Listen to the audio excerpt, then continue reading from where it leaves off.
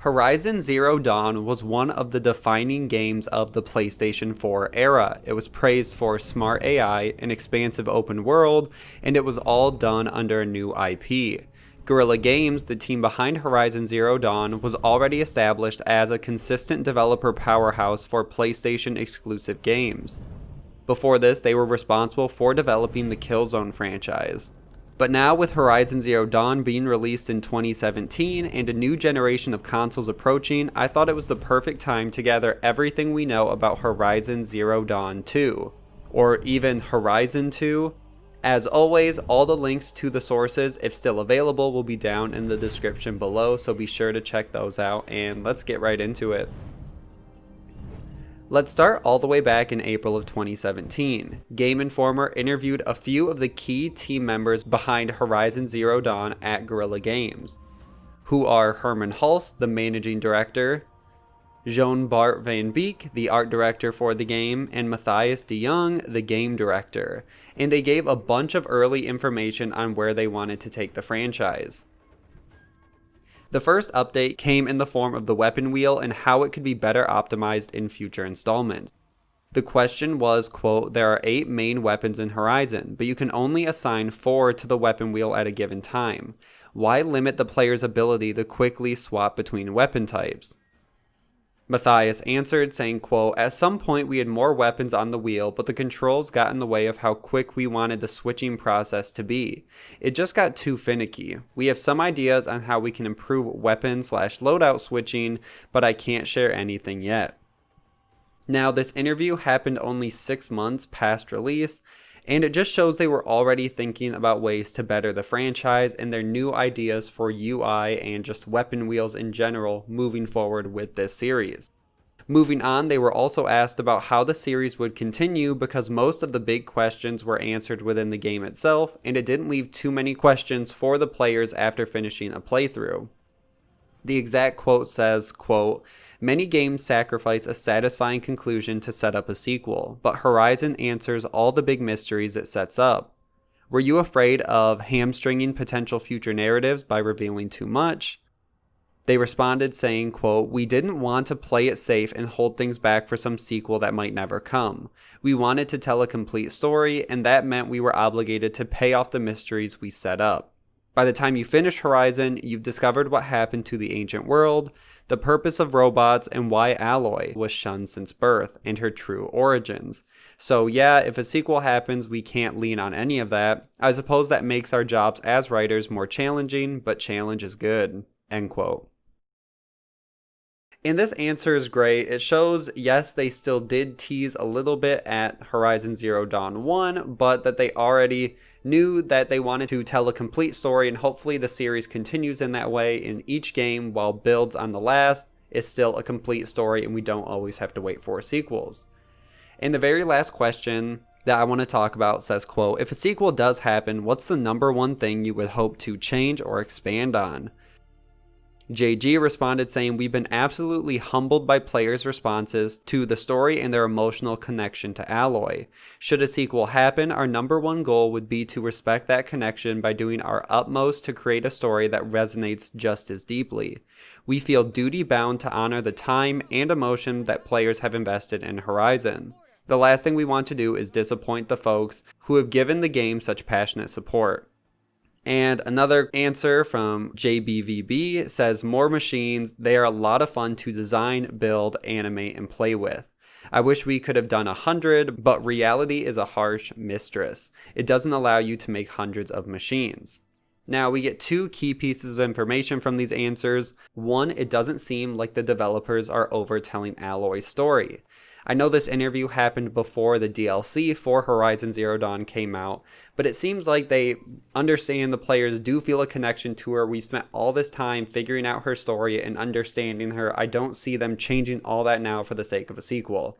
I could be proven wrong, but that's just my 2 cents. And the other is that they definitely want more machines. And hopefully this game is tied to the next generation of consoles at least somewhat, and they are given more freedom to create the game they've always wanted and more processing power and just more memory to make the machines they want. Now, the final piece of this puzzle comes from the game's Radar interview in March of 2018 with Herman Hulst as well. I wanted to touch on the fact that they directly asked if this was the end of Aloy's story, and Hulst responded saying, quote, "She's really uncovered some of the main mysteries of the world. But how do you feel when you finish the story? Are there questions that come up that you want to answer for Aloy? It was not difficult for us to build the Frozen Wilds and tell that story through Aloy. The environments and the world we put together easily raise more questions, so it feels pretty rich to us, but that's all I can say about that for now." And if that wasn't enough to convince you that the sequel will be a continuation of Aloy's story, Hulst continued on in the interview saying, quote, "We obviously couldn't tell the next chapter of the personal journey of Aloy in the DLC, so we went into a side story. But it is a part of the world, a part of the map we wanted to explore. At the beginning of putting the game together, we had drafted the area so we knew it was going to look amazing, as a kind of backdrop for these amazing machines. The tribes themselves and the relationships with the machines was interesting." So once again, this was well after the DLC was released for the game, and it still seems like they're sticking to their guns that Aloy's story can always lead to more questions and they aren't through with her yet. So I wouldn't be surprised if the next game still follows her, and I don't see them moving away from her just yet for this series. Now let's go to mid-2018. In July to be exact, Giles Armstrong announced he is the new senior writer at Guerrilla Games. He's previously worked on Tropico 6 and a World War II game as a freelance writer, and now is working on an unannounced project at Guerrilla Games, which could basically be two options. One is this new Horizon game that we know is being worked on, or the other is we know they're also working on some sort of new multiplayer game as well.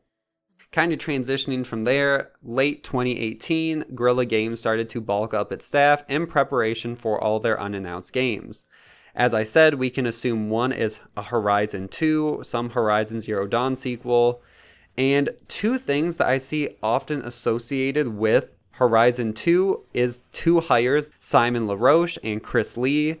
LaRoche was the game director for Rainbow Six Siege and is now the game director for this unannounced title, while Lee also worked on Rainbow Six Siege and was focused on online and multiplayer design, which included social features and matchmaking, which got community members wondering if we will see more social features in Horizon Zero Dawn, or whatever the sequel is called, or possibly even Monster Hunter style raids and fights, where multiple players can work together to hunt bigger machines. Now, Guerrilla Games has since clarified slightly what the future of this franchise will look like, including a multiplayer statement. In another interview with Games Radar, Guerrilla Games co-founder Herman Hulst again had this to say when the ideas of co-op and multiplayer were brought up for the future.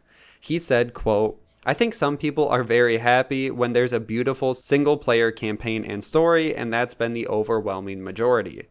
Now, that isn't the best quote we could have gotten, but it seems like they will stick to that, and I think all these multiplayer and co-op hires for their studio have just been for, as I said, another multiplayer unannounced game they've been working on.